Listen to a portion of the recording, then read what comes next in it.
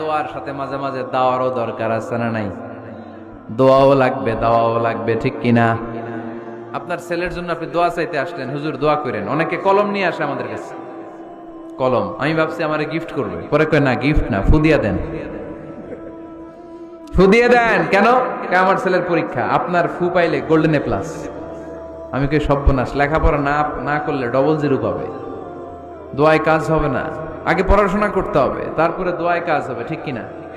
দোয়াটা value add করে, ইট added the value. কিন্তু আগে লাগবে লেখাপড়া, আগে লেখাপড়া। অসুস্থ হয়েছেন, খালি দোয়া চাইতেছেন, চিকিৎসা নেয়া বড় সুন্নাহ। আল্লাহর হাবিব সাল্লাল্লাহু আলাইহি ওয়াসাল্লাম অসুস্থ হলে চিকিৎসা নিতেন, সুবহানাল্লাহ পড়েন। দোয়ার সাথে দাওয়া লাগবে। এক ছেলে পীর সাহেব হুজুরের কাছে দোয়া চাইছে, হুজুর আমার সন্তান নাই, আল্লাহ যেন একটা ছেলে দেয়, দোয়া করেন। হুজুর দোয়া করছে, ছেলে হয় নাই। পরের বছর আবার দোয়া, হুজুর দোয়া করেন আল্লাহ যেন ছেলে দেয়, ছেলে হয় নাই।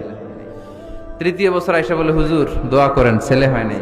পীর সাহেব হুজুর মনে মনে কয়, ঘটনা কি?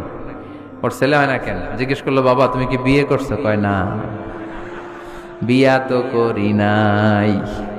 পীর সাহেব হুজুর বললেন, আগে বিয়েটা তো করবি, তারপরই না সন্তান। তো বিয়ের পর্বটা তো সারো, তবেই না সন্তান পাওয়া যাবে, ঠিক কি না? দোয়ার সাথে দাওয়া লাগে।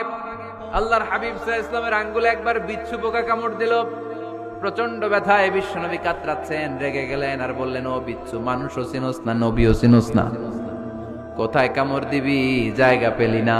কিন্তু বিশ্বনবী ব্যথা পাচ্ছেন। আম্মা জান আয়েশাকে বললেন রাদিয়াল্লাহু তাআলা আনহাকে বললেন, লবণের পানি নিয়ে আসো, গরম দাও, ঢালো। উনি আরাম পাচ্ছেন আর সূরা ইখলাস পড়ে ফু দিতে লাগলেন, ফাতিহা পড়ে ফু দিতে লাগলেন। গরম পানি ঢালা শেষ, ফু দেওয়া শেষ, আঙ্গুলের ব্যথাও। দেখছেন কি কম্বিনেশন? দোয়াও লাগে, সাথে সাথে কি লাগে? দাওয়াও লাগে। দোয়া আর দাওয়া দুইটার সমন্বয়ে আপনাকে সফলতা দিবে কে?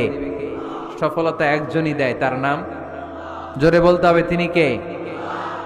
ব্যবসা যদি মন্দা থাকে, ব্যবসায় সফল হতে চান, সফলতা এনে দিবে কে? বিসিএস পরীক্ষা দিচ্ছেন, রিটেনে পাশ করেন না, পাশ করায় দিবে কে? বিয়ের ব্যবস্থা হচ্ছে না, ব্যবস্থা করে দিতে পারে কে? পাসপোর্ট জমা দেয়া, হুজুর ভিসা লাগে না, হুজুর কিচ্ছু করতে পারবে না, করতে পারে একজন, চিল্লায় বলেন তিনি কে?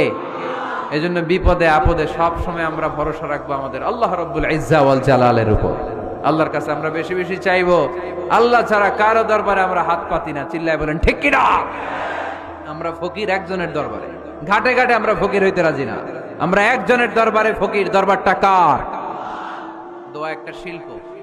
যে টিপস গুলো শিখাইলাম আজকে, এগুলোর আলোকে আমরা যেন দোয়াটাকে আত্মস্থ করতে শিখি, যাতে দোয়া করার সাথে সাথে এই দোয়া আরশে কবুল হয়ে যায়। আল্লাহ আমাদের সবাইকে